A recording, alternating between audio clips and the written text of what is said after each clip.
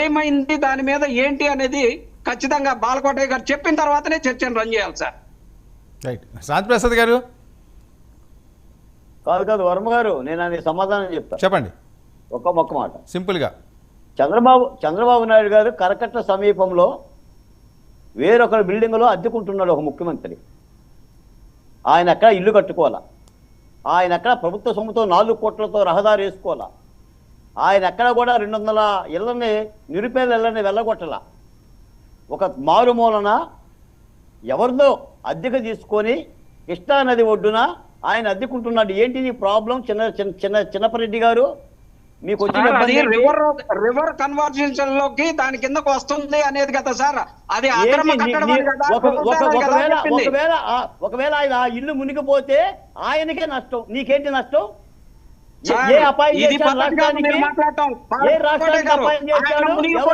కష్టం కాదు, ఈ రాష్ట్రానికి కష్టం అయిద్దండి. ఆయన ఒక్కడు కాదు, ఆయన ప్రజల మనిషి అండి. ఆయన ఒక్కడు చచ్చిపోతాడు, ఆయన ఒక్కడు కూలిపోయితే అనేది చంద్రబాబు నాయుడు గారు ప్రజల మనిషా? అది ఉండాలి. Okay okay okay okay Chinnapa Reddy గారు, మీరు జర్నీలో ఉంటే ఏవేవో మాట్లాడుతున్నారు, మళ్ళీ మీ మీద నెగిటివ్ అవుతాయి, చూసుకోండి. వర్మ గారు, ప్రతి మనిషిని సార్, ప్రతి మనిషిని కాపాడాల్సినటువంటి బాధ్యత ప్రతి సార్. ఓకే ఓకే చిన్నపరెడ్డి గారు, ఓకే చిన్నపరెడ్డి గారు, okay okay okay okay Balakoti గారు ఒక్క నిమిషం, బాలకోటి గారు ఒక్క నిమిషం. చిన్నపరెడ్డి గారు చెప్పండి.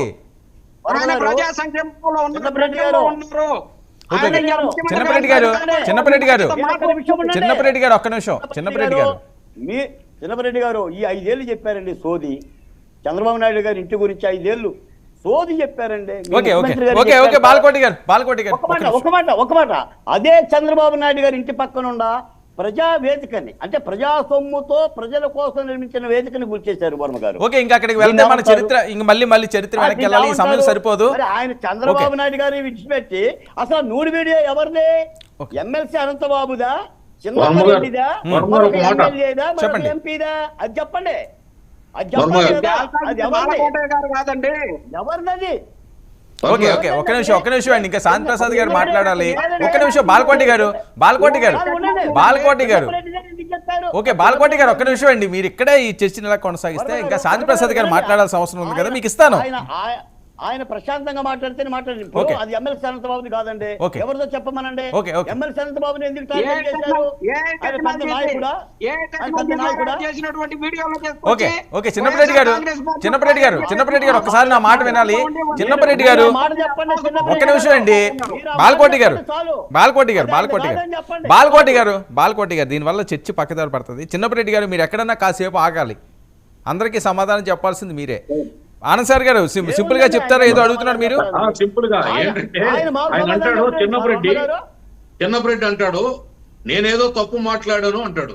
2019 నుండి 24 వరకు చేసిన ఆ మహిళా గిరిజన ఎమ్మెల్యే ఇప్పుడు ఎవరు భార్యగా ఉందో చెప్పమనండి, ఎక్కడుందో చెప్పమనండి. నేను తప్పు తెలిసి తెలియకుండా ఆఫ్ నాలెడ్జ్ తో మాట్లాడకూడదు.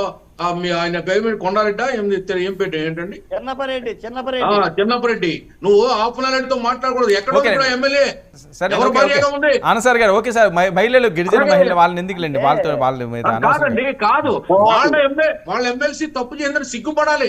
ఏ నోటితో మాట్లాడతావు, ఏ మొక్కతో మాట్లాడతావు, ఇప్పుడు ఎందుకులేండి బయట నీ నాయకుడు క్షమాపణ చెప్పాలి, నేనెందుకు చెప్పాలి? ఓకే శాంతి ప్రసాద్ గారు